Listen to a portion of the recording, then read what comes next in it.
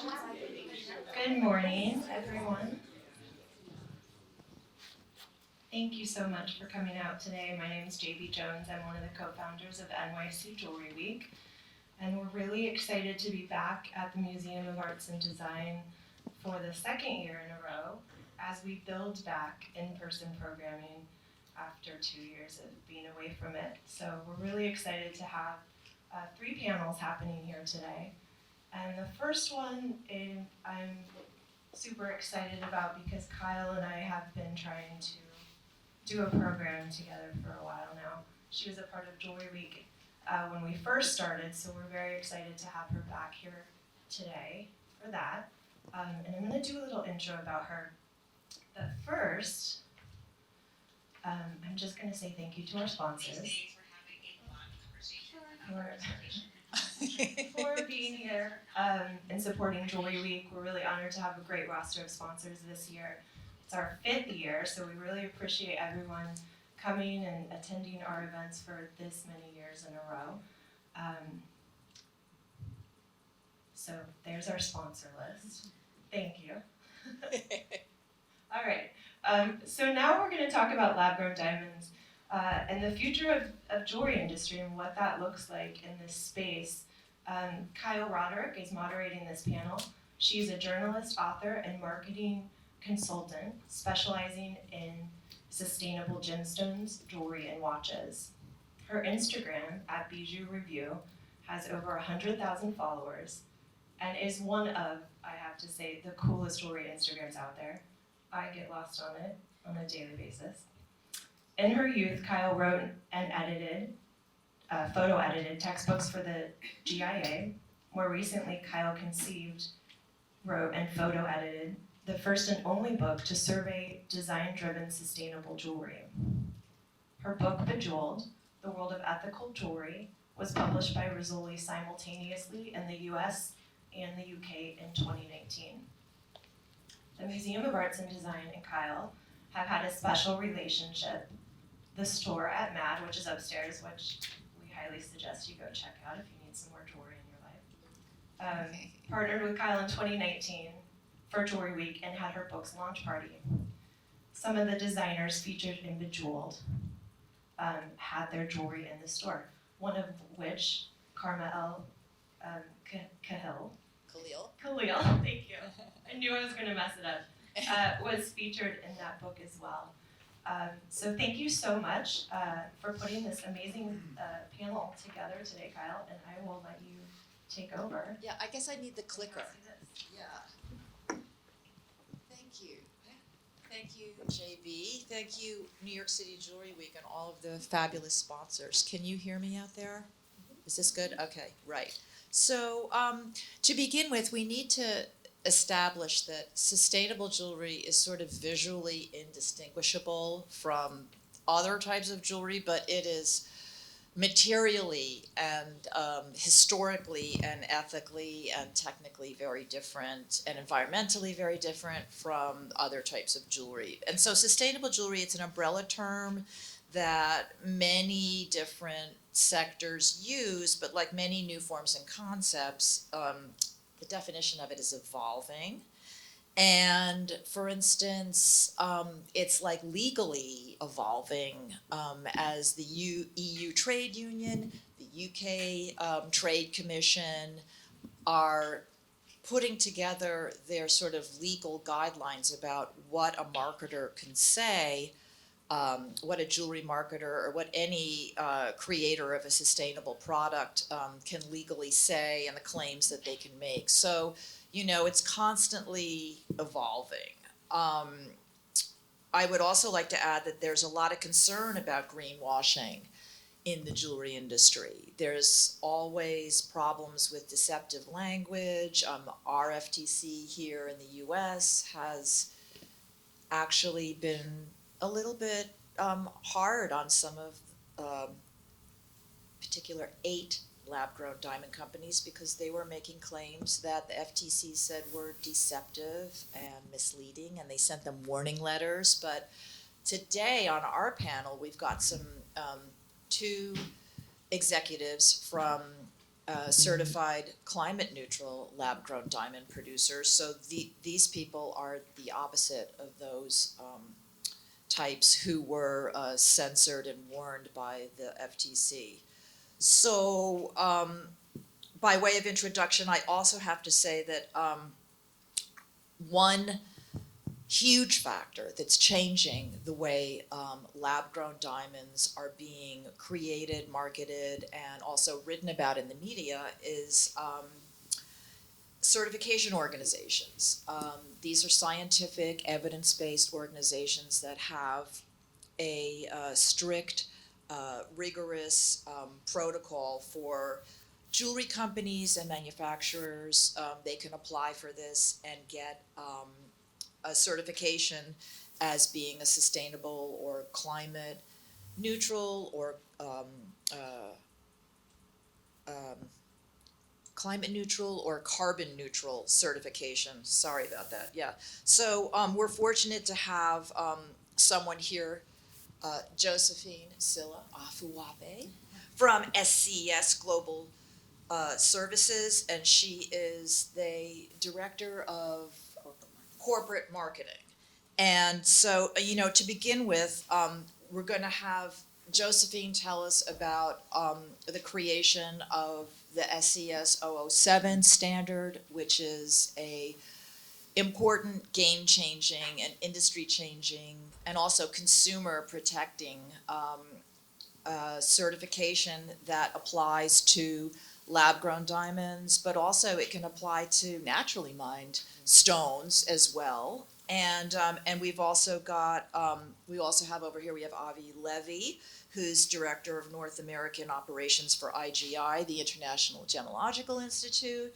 Over here we have Brittany Lewis, who is the Chief Marketing Officer for WD Lab-Grown Diamonds, and Yuliiya Kusher from Meylor Global, straight from Kyiv, Ukraine, jet lag and all, but she's here. But we're going to start off hearing about the standard, which is kind of underlying a lot of the progress in sustainable lab-grown stones. So take it away, Josephine. Of course. Good morning, everybody. I was saying a few minutes ago when I first got here, this is the first time I'm like in front of a lot of people in at least 3 years. Yeah. I left my business cards at home. That's how much I don't know how to function outside of my house anymore, but we're getting back there. But it's great to see you all. So yes, SCS 007, this journey started, I want to say about 4 years ago now, maybe even 5. And to give you some background, so SCS is a third-party certification company. We have been in business since 1984, I believe. And we work in so many different industries, from food and agriculture to natural resources to corporate sustainability. We have 97 different services, and those services are tied to certifications, validations, verifications, consulting, in the sustainability space, climate space. And so specifically the SCS 007 standard started with trying to bring sustainability advancements to the jewelry industry, like any other industry that we work in. And it started with convening experts in the industry who all convened actually in our headquarters in Emeryville at the beginning of 2020 to get a standards committee together, because that's how you develop standards. You get industry experts, civil society, legal, all that was brought into the room to start to have this conversation, like what can a standard look like? What are the parameters right now for producing lab-grown diamonds and for mining diamonds? And how do we bring the sustainability elements into that to make sure that companies are doing as much of the right thing as they possibly can be. And so having a rated scale where we can rate products on having a sustainability scale that we can rate products on. So that group came together, the standard started getting written and revised. It was open for public comment. And the key elements were, okay, if we can figure out and verify the origin of the jewelry or the origin of the stone, if we can figure out the climate neutrality processes of the person who is producing the stone or mining the stone, if we can figure out the production practices, making sure that they are sustainable, if we can figure out ethical stewardship, how is this business operating? Are workers' rights being taken into account? Is there integrity in this process? If we can figure out all of that, then we can say, okay, on these 5 pillars, we can rate this stone for sustainability. And that's how it pretty much came about. And we started to get companies who were interested, that have been dying to do something, anything, and they were like, now we have a standard that we can follow. It's public.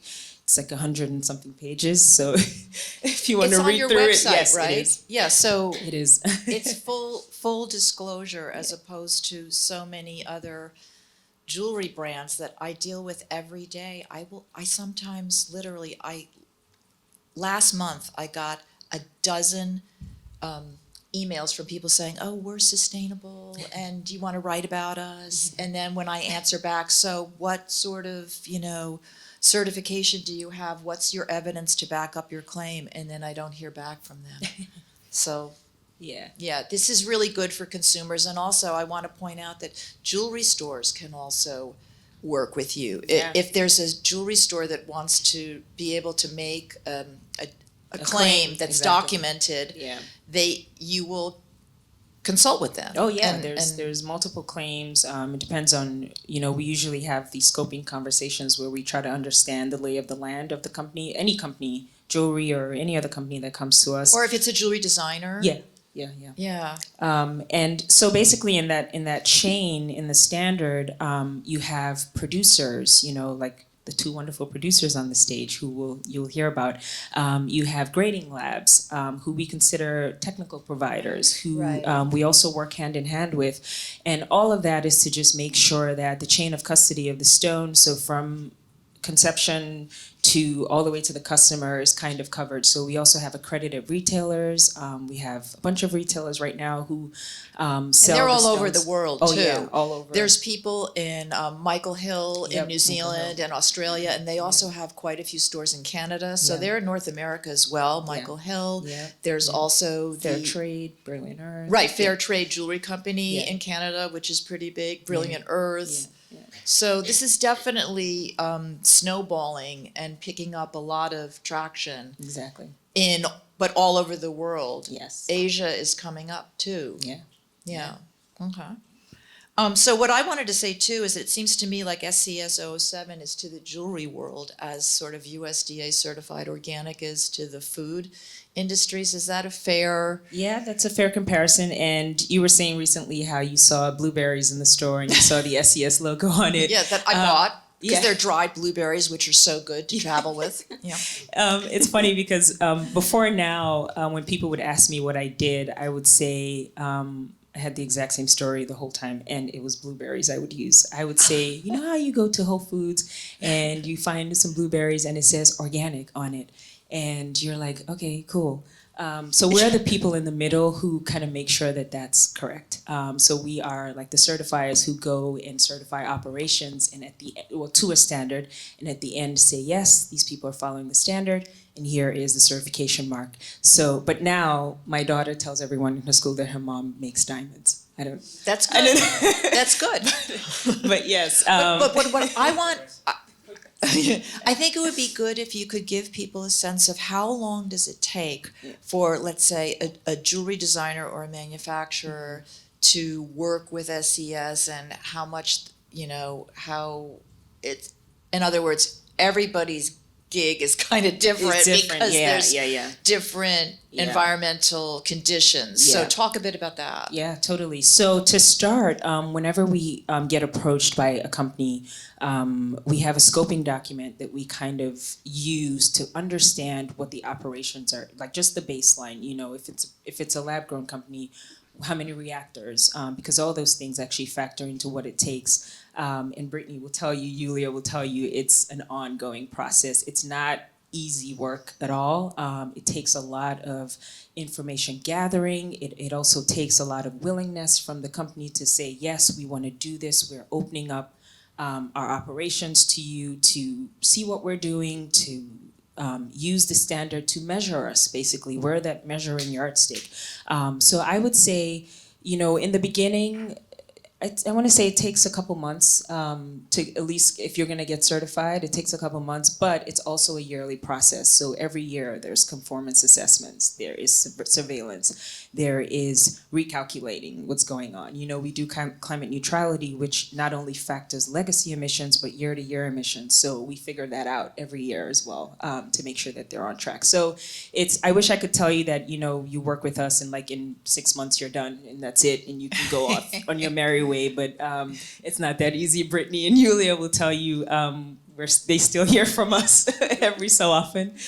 So yes, but it's not painstaking. It's not going to kill you or anything. Companies that come to us are already doing a lot of the things that they're supposed to be doing, which is why they're looking for that additional step of third-party verification. So yeah, it's a rigorous process and it's ongoing every year, but it's doable for sure. Moreover, I think that when I spoke to somebody at Brilliant Earth, they told me, well, yeah, it costs a little, but it's a timed investment because being able to make this claim in totally good faith and be completely transparent and have the consumer or the jewelry retailer or whatever, it's totally worth it because today's high information consumer or shopper or jewelry lover or millennial, they want this kind of information because they grew up eating organic food. They grew up asking, where does that come from? What's the background of this? So it's all for a purpose. And if you're marketing towards people who are high information people, then there's the justification for that right there. So, all right. And then if people want to, if there's anybody out here in the audience, who do they contact? Absolutely. Since you didn't bring your cards. I was gonna say sorry that I forgot that, but I'm gonna be here and stick around, and so you can go to sustainablyrateddiamonds.com. Sustainabilityrateddiamonds.com. Yes, Yeah. so you can go there. You can see all the information about the key pillars. You can submit a request information. I'll get it, and I'll reach out. And my email is my email is long, so I'll give it. Anyone who wants more information, just afterwards, just come to me. I'll give you my email, all my contact information, and we'll go from there. This is what's on the website, which is great, so people can see. Everyone gets a full disclosure of exactly what. You can see how rigorous it is. We can't dwell on it too long because we've got to get to Avi, but there's also. Can you just say a few words though about the Himalayan Climate and Clean Air Project? Because that's pretty critical. Yes. So one of the categories that we have in the standard is the sustainability investments. And that's how we basically account for the emissions and how we offset. So we have a climate registry that's actually launching. The website is up and it's launching pretty soon. But basically, we want to take the approach of real climate mitigation projects that can make a huge impact. So in the Himalayan mountains, they use brick kilns for building. And we have a process to modify those brick kilns and be able to work to offset carbon emissions by an incredible amount. Our goal is to be able to offset the U.S.'s climate emissions, and we're looking to do it region by region, where we can say, okay, in the Kathmandu Valley, for instance, like this is the impact of modifying these brick kilns, and we're using companies who are invested in our program to pay for that and make those impacts and make those positive impacts. So that's basically what we're doing. So the registry will be launching soon, and you'll be able to see all the information about that. But that's what we want to do. We don't want it to just be, and I'm not knocking this at all, but we don't want it to just be we bought X amount of trees or Right. No, but this is huge because it's setting an example for also other industries. Yeah. About how if you support sustainable certification standards, wow, look at this. This is going to help, do bioremediation Yes. in areas that really need it, and it's measurable, like seriously measurable Exactly. bioremediation. Exactly. So, okay, cool. So moving on to Avi Levy, Director of North American Operations for the International Gemological Institute. He's a trusted colleague of all of us because he understands that, and also IGI, they are not only leading gemstone graders, but they grade finished jewelry, okay? So they are all about helping everybody from major global holding companies that own multiple jewelry brands, right? Testing their diamonds and their colored gemstones and et cetera, but they're also educators. But the thing that I wanted to get into with Avi here is that IGI was the first global grading laboratory to start working with lab-grown diamonds, and how, I don't know if people fully understand why and how that's important, but can you talk about that to start off with? Yeah, of course. So IGI has been in business for over 45 years, offering our services to the industry as well as to the consumers. Back in 2005, we received parcels of lab-grown diamonds to be certified in Belgium. And I think we quickly identified that from these small submissions, something big was happening, and it was happening fast. So in order to help protect the industry and give information to the consumers, I think we were all over it from the beginning and decided that it's time to grade these stones just as we would mine diamonds. So we believed in it from the beginning because we saw it as a movement.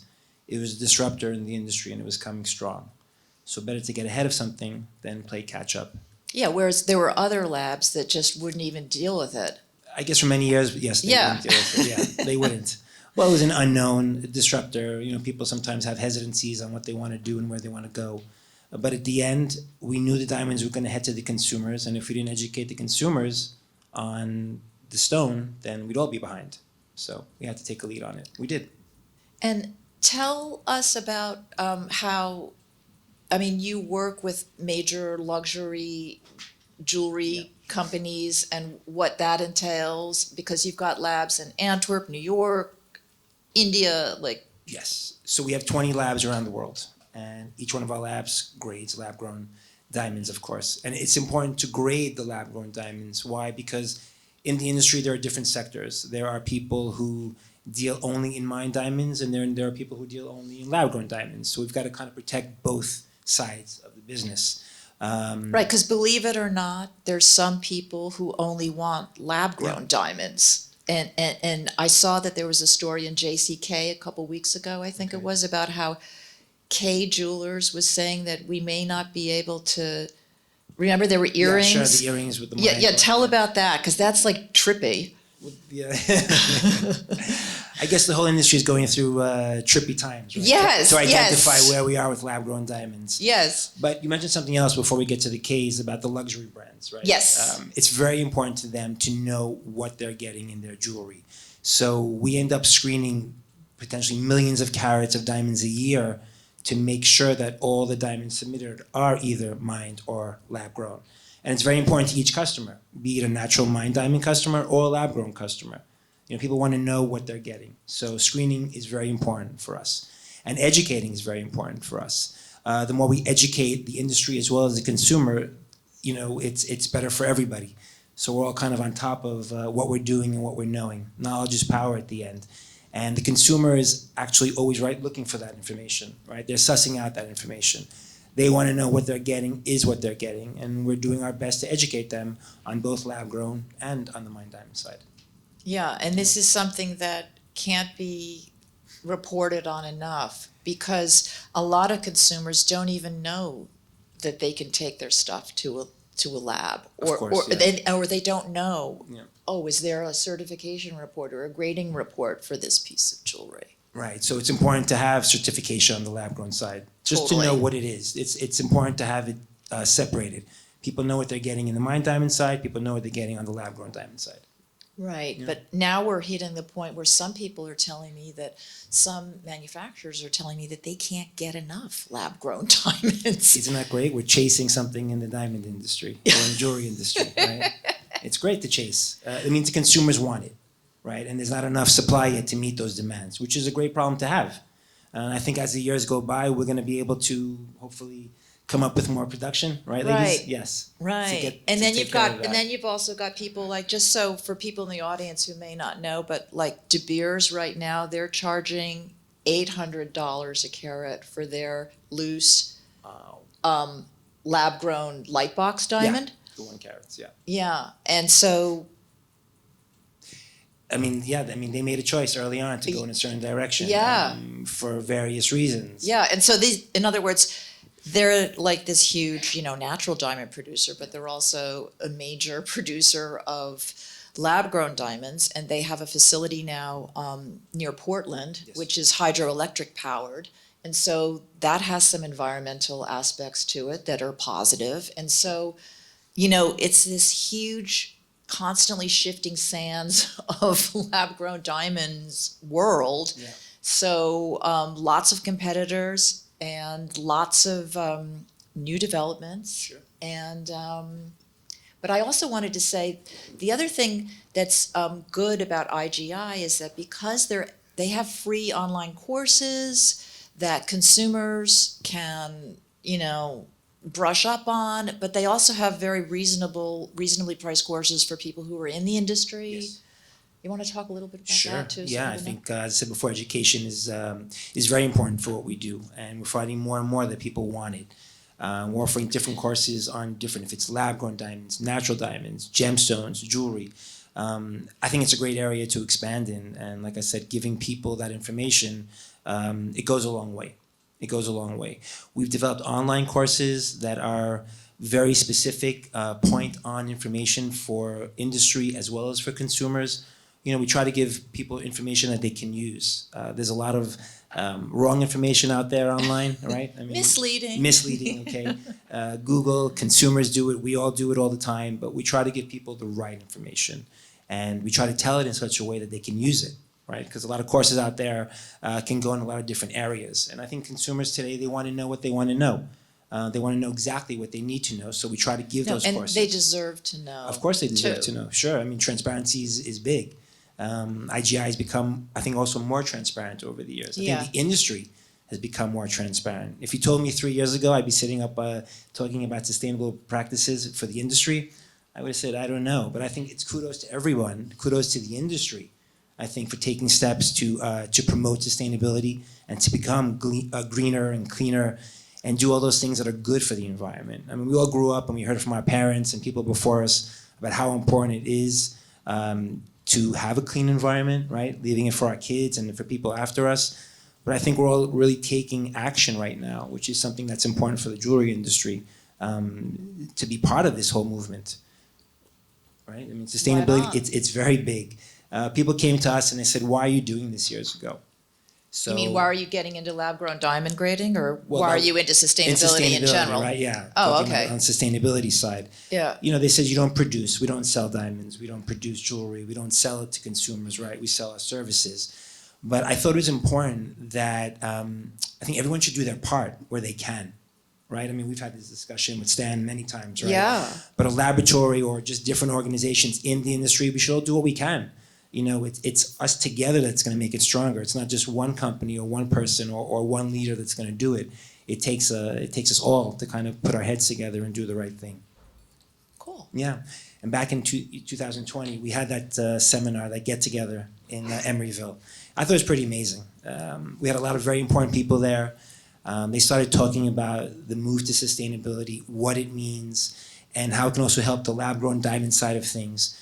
And when I came back to the office and talked to my colleagues about it, I think we were all under unanimous decision to move forward with it because we saw it as a good thing for the industry and a good thing for us. Absolutely. Yeah. Yeah. So we're constantly trying to see what we Yeah, and can it's been do an to international effort Yeah, because it's there a- were it's a movement. stakeholders from all over. So speaking of international, we're going to move to Yuliiya Kusher, who comes to us from Meylor Global, which is a certified, SCS certified climate neutral lab grown diamond company based in Kyiv, Ukraine. And you just got back last night, did you? Yes. Hi. So yeah, we are the factory from Kiev, and we are still growing diamonds even despite that the rockets are trying to hit our country. And it was always important for us not just to grow the diamonds, but to grow it in the right way. So that's why we decided to go with this sustainability and to prove that we are doing it really in the right way.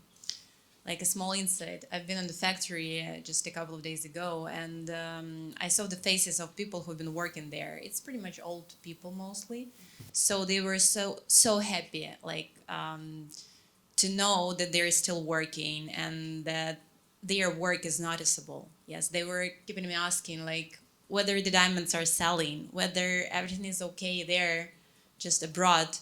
And I was telling them that yes. And it's mostly also because of the sustainability. Because a lot of people are reaching to us right now and they're telling that we don't really want just the diamonds. We want something which really shows the value. And right now they see that the value is the proof of sustainability. Because a lot of pretty much producers say that yes, we are sustainable, but just because they think that way. But still, we are happy that someone is like SCS is proven that yes, you're sustainable, and we can really say it to people, and we are happy that we are like proposing the product which really shows that value.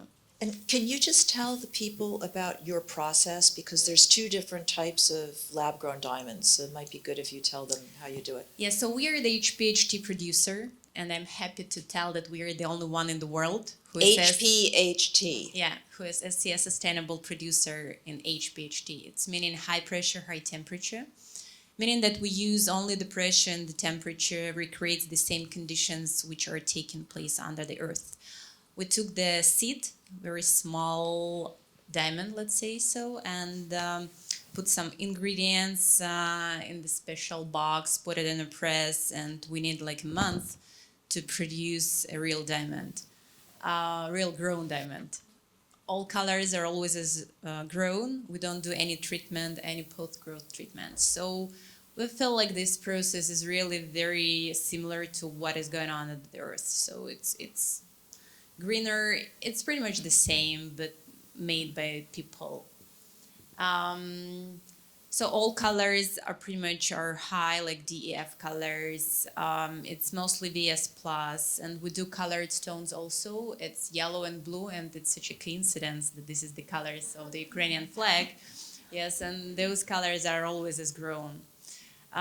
So we have the records. We have grown the largest diamond in the world, which is also recognized by Guinness.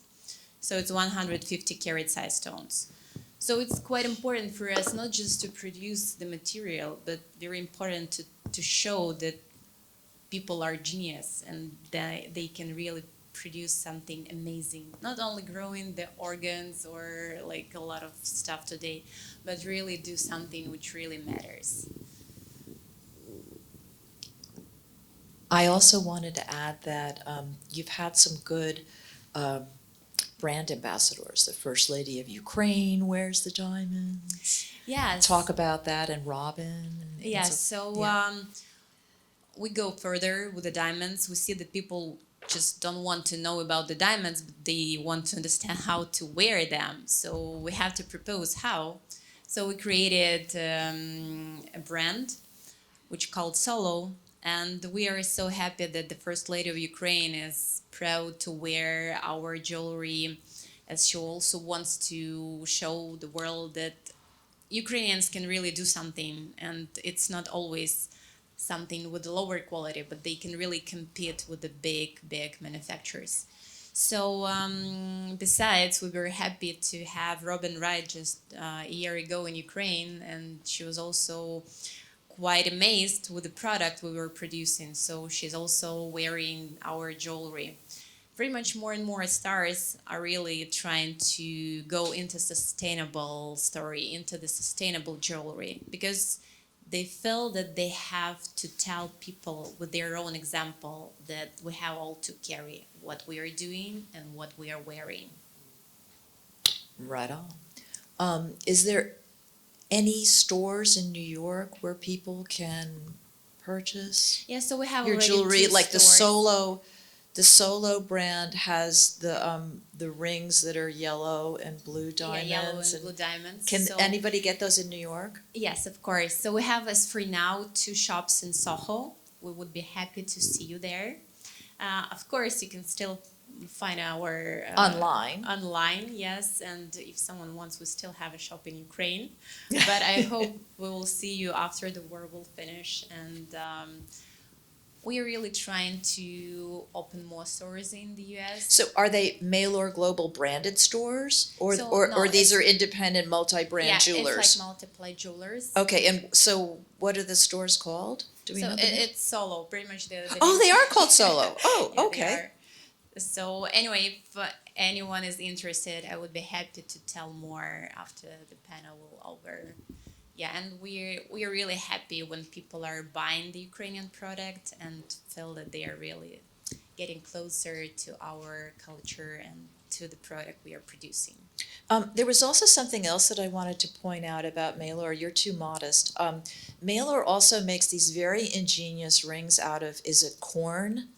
Bioresin rings. Bioresin rings. Can you talk a bit about that? Because that's a really interesting material, because these people are innovative chemically, and talk about that. Yeah, so with the jewelry, I always felt like we have to show something new, not something we already know, like classical jewelry, but we have to propose the new people, the new generation, the new alternative. So we started to think how we can combine the new product, which is the lab-grown diamonds, with the new material. So we designed the rings, which are from bioresin. It has different colors. Is it from corn oil originally, or what is Yeah, it? it's like from It's such a cool material, because it it's- looks like agate or like jade, or, I mean, it's phenomenal material. Yeah, it's from plant oil, so It looks like rock crystals, some of the rings. it yeah. looks really amazing, and It's beautiful. I really hope you will all check our website to see how does it look like. It's really new product, and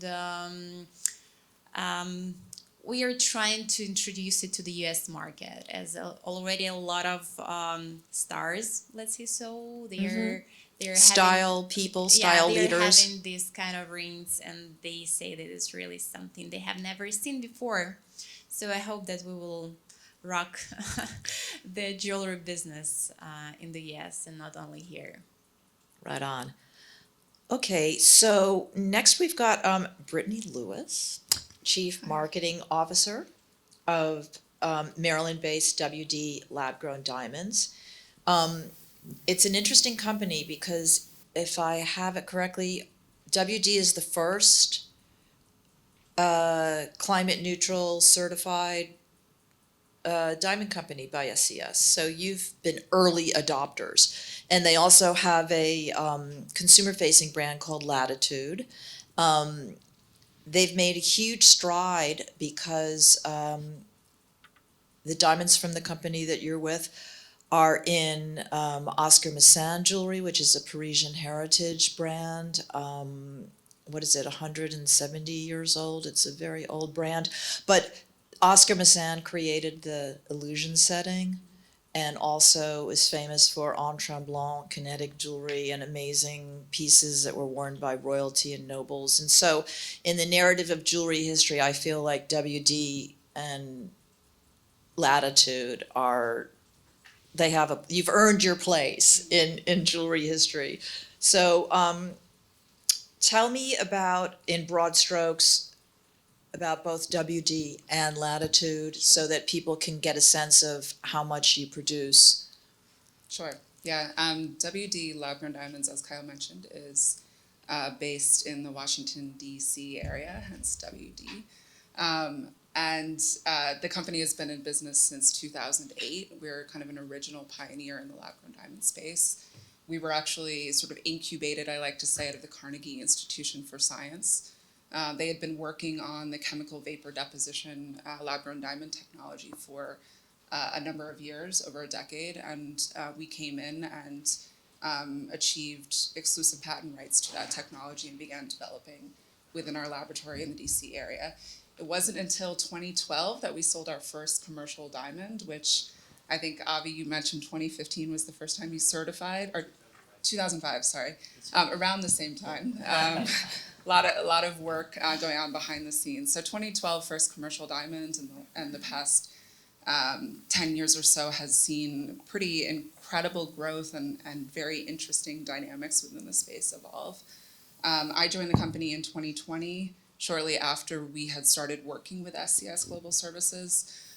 We were at that summit in Emeryville. We were really kind of the first to dive fully into the process of SCS 007 certification. We were the first to achieve it in 2020, went fully into market with it with individual certified stones in late that year.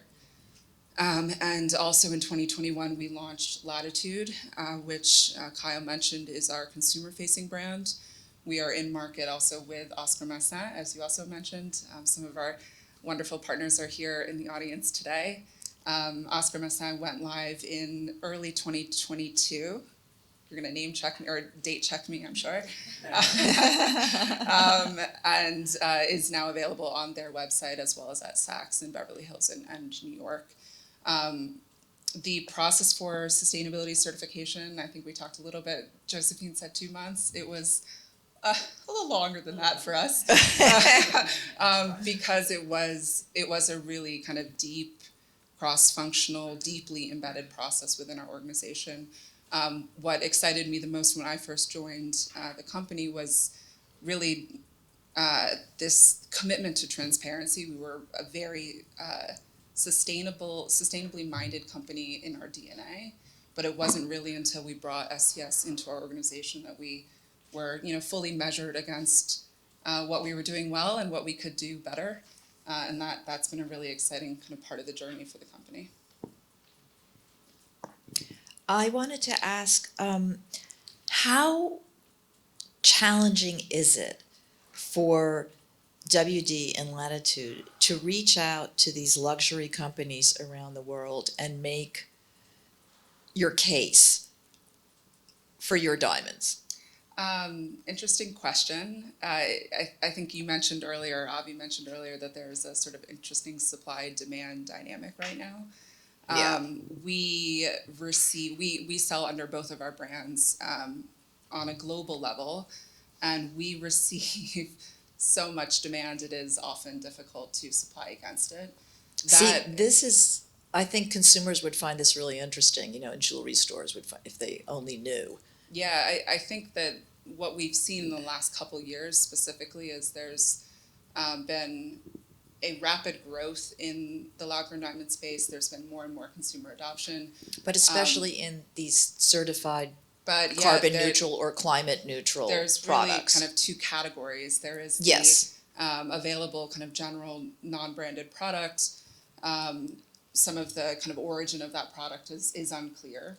And then there is what we typically refer to as kind of that credentialed product, which we're proud to represent from our brands. Third-party certified, climate neutral, sustainability oriented product. And that's really what this next generation consumer is looking for. So how hard is it to get partners? It's actually for, like-minded brands and designers. They're coming to us, and we're really excited to be able to kind of lead the charge in changing the way that the jewelry industry is discussing and kind of building the case for diamonds. Cool. Well, we want to open up to the audience for questions now because we're getting towards the end. So stand up, please. We don't have a mic to give to you, so there you go. You're on. Oh, there you go. Thank you, Avi. Thanks. Hi, it's Amy from JCK. How are you? I have a question about, hi Brittany. I have a question about when the certification process. So I guess this is a question mainly for you.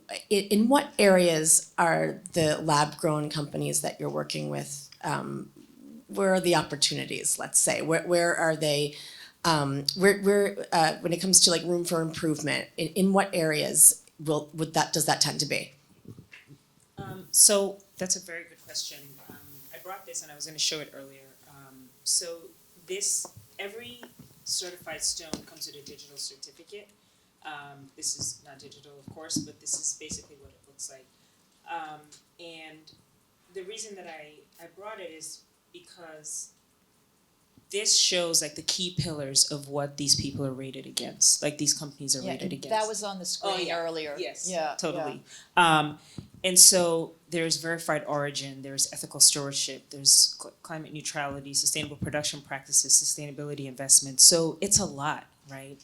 And I think that I won't say that it's not a bad thing, but I think the biggest challenge is probably even first opening themselves up to be audited by someone, to say, yes, you can come look at everything that we're doing, and they'll tell you, like there's data requests that keep going out that they have to submit to us. And I would say, it's not so much areas of improvement because they meet us where we ask them to meet us. And I think even coming into the program itself is the show that I'm ready to do this. So it's hard to say that, when they come in, we're like, you're bad and you should do this, because they're already coming. And it's basically, exactly, they've done the first step, but where it's challenging is, when we say, we need this document.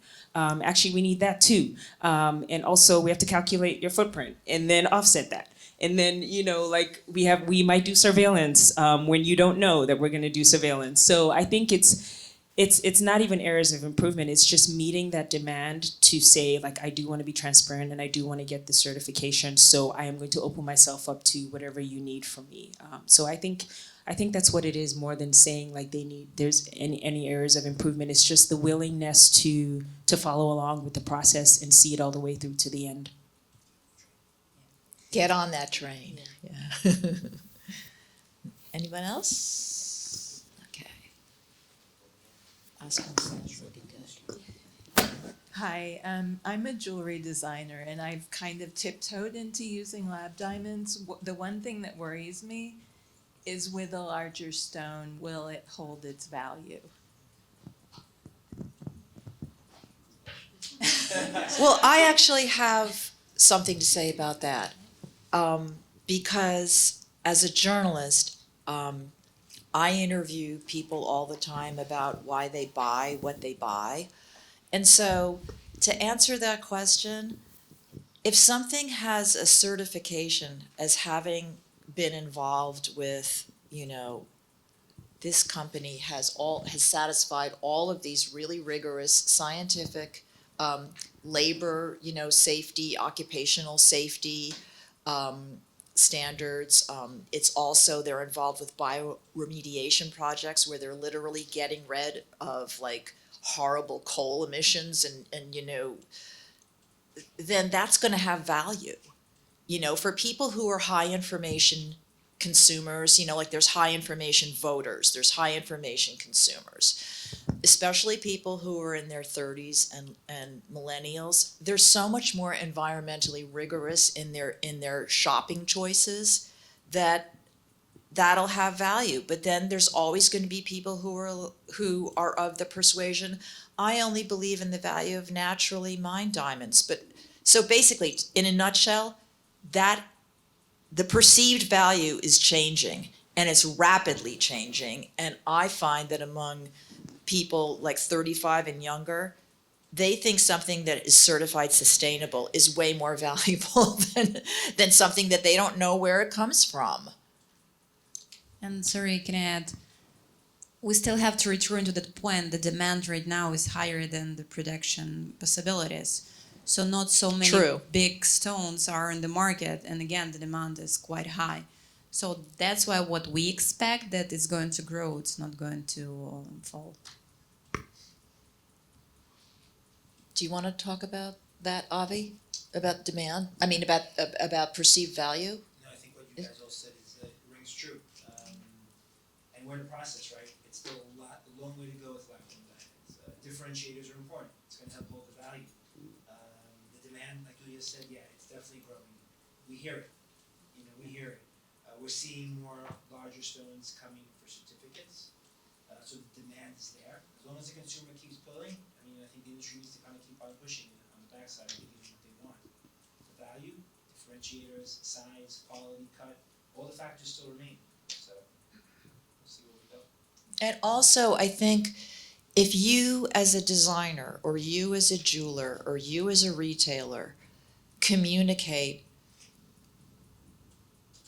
as you say, the differentiating factors of something, of a lab-grown stone, or of, let's say, a naturally mined stone that has some kind of amazing certificate, or a pearl that comes from, one of these amazing sustainable pearl farms where they're doing bioremediation of the sea coastal environments because, the oysters are helping clean the lagoon, et cetera, et cetera. When you tell the story, people buy. Yeah, I mean, that's right on. We all have to tell the story right from the beginning. The growers, the manufacturers, the traders, the labs, the designers, the retailers, we all have to be on that story telling the consumer. And the media, thank you, JCK. You know what that means, sure. But Yeah. yeah, we all have to play the part. Yeah, anybody else?